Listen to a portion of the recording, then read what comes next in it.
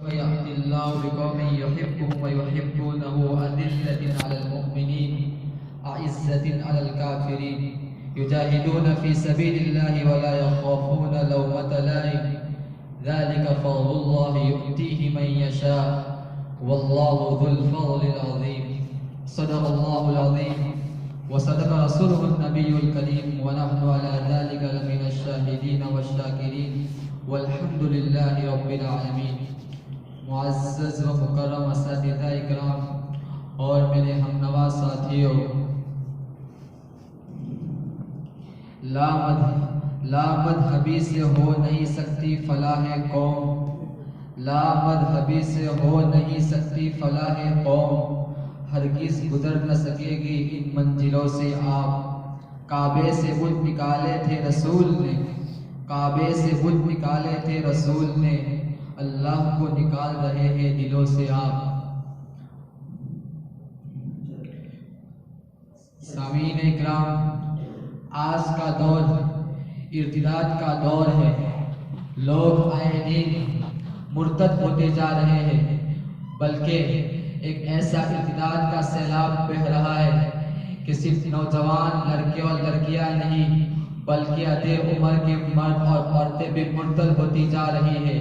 لیکن کیا آپ نے کبھی غور کیا کہ اس ارتداد کی وجہ کیا ہے؟ اس ارتداد کی وجہ اگر کوئی ہو سکتی ہے تو وہ اصلی تعلیم ہے. اس اصلی تعلیم کی بنا پر لوگ مرتد ہوتے جا رہے ہیں. ہم نے کبھی غور نہیں کیا کہ اس اصلی تعلیم کے اندر کیا خرابی ہے. حالانکہ علماء اکرام 50 سال پہلے سے پکار رہے تھے، اے انسانوں، اے لوگوں، اے قوم مسلم، تم اس اصلی تعلیم کے اندر آنکھ بند کر کے مت کود پڑو. لیکن لوگوں نے علماء کی بات نہیں سنی. پھر اس کا نتیجہ کیا ہوا؟ پھر اس کا نتیجہ یہ ہوا کہ آج ہمارے قوم کی وہ لڑکیاں جو کل اس خاندان کی عزت و آبرو تھی، جس کے ہاتھ میں اپنے خاندان کی عزت و آبرو تھی، آج وہ لڑکیاں اس خاندان کے ناک کٹانے کے اوپر تلی ہوئی ہے اور وہ ارتداد کے سیلاب میں بہہ رہی ہے. اور روزانہ کئی مسلم لڑکیاں مرتد ہوتی جا رہی ہے. حالانکہ اس باپ نے جس کے لیے کیا کیا محنتیں کی تھی، اس کے لیے اپنا پسینہ بہایا تھا اور گارے پسینے کی کمائی اپنی بیٹی کو پڑھانے کے لیے لگائی تھی. لیکن جب باپ کو پتا چلتا ہے کہ آپ کی بیٹی مرتد ہو گئی ہے، آپ کی بیٹی پرانے غیر کے ساتھ بھاگ گئی ہے، اس باپ پر کیا گزرتی ہوگی؟ یہ کسی ایک باپ کا واقعہ نہیں ہے، بلکہ آپ غور کریں، ہندوستان کے اندر ہر صوبے کے اندر، بلکہ ہر ضلع کے ہر گاؤں کے اندر یہ واقعہ پیش آ رہا ہے کہ مسلمان لڑکیاں مرتد ہوتی جا رہی ہے. ارے یہ تو صرف مرتد ہونے کا واقعہ نہیں، بلکہ چشم فلک نے وہ واقعہ بھی دیکھا.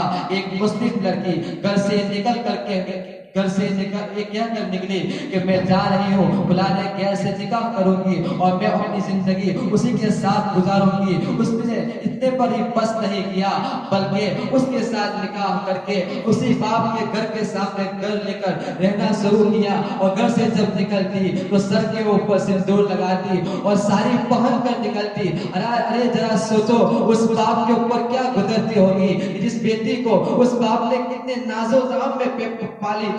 آج وہ بیٹی اس باپ کی عزت کی نمائش کر رہی ہے، اس باپ کی عزت کو بیچ رہی ہے. لیکن قصور ماں باپ کا ہے، اس لیے کہ ماں باپ نے اصلی تعلیم کا زور دیا لیکن دینی تعلیم کا زور نہیں دیا.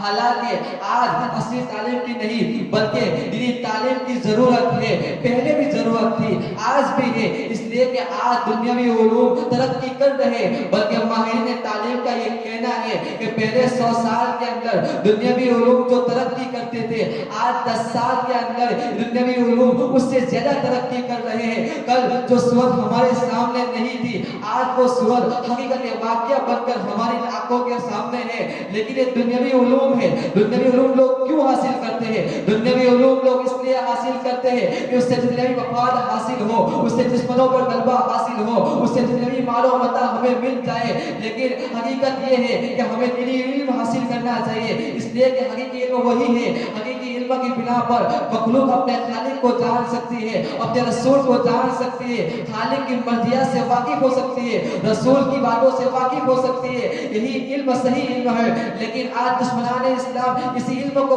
بند کرنے کی کوشش کر رہے ہیں، اسی علم کو مٹانے کی کوشش کر رہے ہیں. اس لیے وہ مدارس کو بند کرنے کی کوشش کر رہے ہیں، وہ مکاتب کو بند کرنے کی کوشش کر رہے ہیں. دینی تنظیمیں اور اسلامی وضاحت رکھنے والے افراد کا وہ بائیکاٹ کر رہے ہیں، اور جہاں تک ان سے ہو سکتا ہے وہ اپنا اثر دکھلا کر لیتے ہیں. اسی لیے ان لوگوں کے سامنے مدارس کو دہشت گردی کا اڈا بنا کر پیش کرتے ہیں، اور وہ چاہتے ہیں کہ مسلم قوم علماء سے دور ہو جائے، مسلم قوم مدرسوں سے دور ہو جائے، کیونکہ انہیں معلوم ہے جب مسلم قوم مدرسوں سے علماء سے کٹ جائے گی یہ مسلمان نام کے مسلمان رہ جائیں گے، پھر یہ کچھ کام کے نہیں رہیں گے. اس لیے آپ تاریخ کا اوراق کو گردانے اور تاریخ کا مطالعہ کیجئے. جب بھی کسی قوم کے اندر زوال آیا، اور جس ملک کی قوم ملحد ہوئی، اور جس قوم کے اندر ارتداد آیا، وہاں کا سب سے بڑا اگر کوئی چیز اور کوئی سبب ہے تو یہی سبب ہے کہ وہاں مدارس کا نظام صحیح نہیں تھا. آپ روس کی تاریخ کو پڑھیے. جب روس کے اندر کمیونزم کا دور آیا اور کمیونزم نے وہاں نسل قائم کر دیا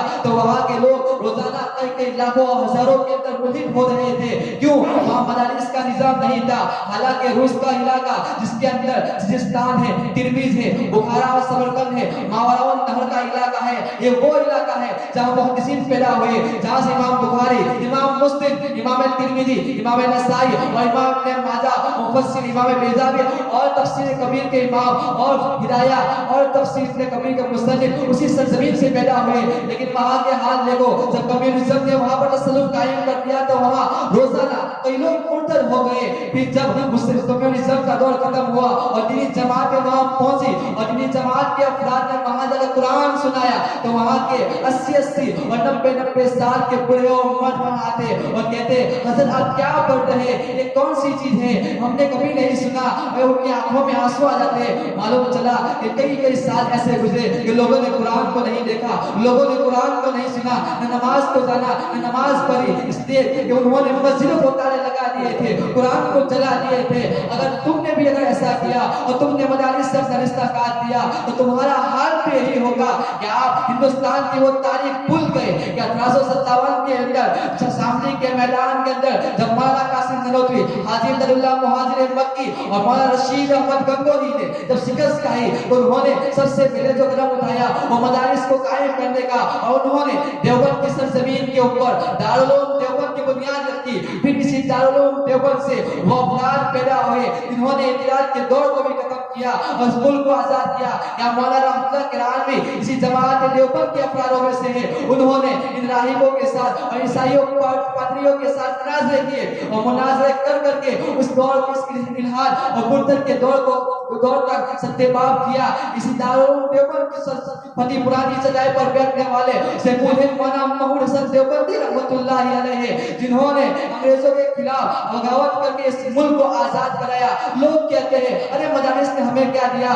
میں تمہیں بتاتا ہوں کہ مدارس نے کیا دیا. کیا آپ بھول گئے اسے دارالعلوم دیوبند سے ایک ایسا فرد پیدا ہوا جسے لوگ شیخ الاسلام کہتے ہیں. شیخ الاسلام کون ہے؟ مولانا حسین احمد رحمۃ اللہ علیہ. یہ شیخ الاسلام وہ شخص ہے جس نے انگریزوں کے خلاف مجاہدانہ تحریک چلا کر اس ملک کو آزاد کرایا. لوگ کہتے ہیں مدارس نے کیا دیا. کیا بھول گیا امام محمد انور شاہ کشمیری کو؟ امام محمد انور شاہ کشمیری رحمۃ اللہ علیہ وہ شخص ہے جس نے علم حدیث میں مقام حاصل کیا کہ منکرین حدیث کی کمر توڑ دی. کیا آپ بھول گئے مفتی محمود حسن گنگوہی کو؟ یہ وہ شخص ہے جس نے رد پڑے تھے کے خلاف مناظر کر کے بڑے بڑے کو ختم کیا. آپ بھول گئے مولانا الیاس قادری کو؟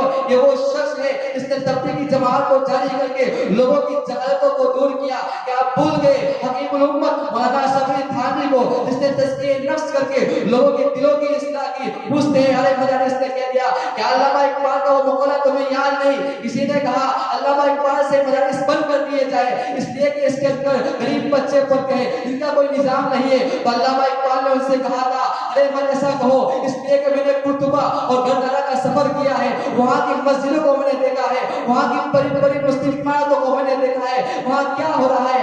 آج وہ شراب کے اڈے بن گئے. نئے قدم اس میں جاری ہو گئے، وہاں جوا کھیلا جا رہا ہے۔ اگر اس ملک سے ہندوستان سے اگر مدارس ختم کر دیے گئے تو یہاں کا حال بھی وہی ہوگا، چاہے اس مدرسوں میں پڑھنے والے بچے غریب ہو، اس میں پڑھنے والے بچے یتیم ہو، اس میں پڑھنے والے بچوں کے کپڑے پھٹے پرانے اور ان کی ٹوپیاں میلی کچیلی ہو، رہنے دو، لیکن مدارس کو جاری رہنے دو۔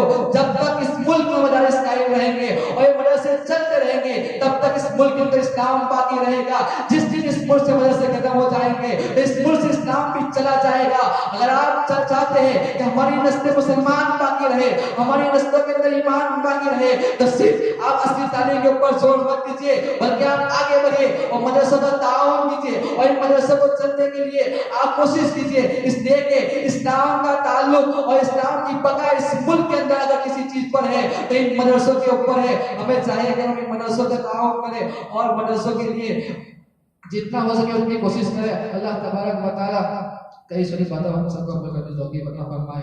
آمین و آخر دعوانا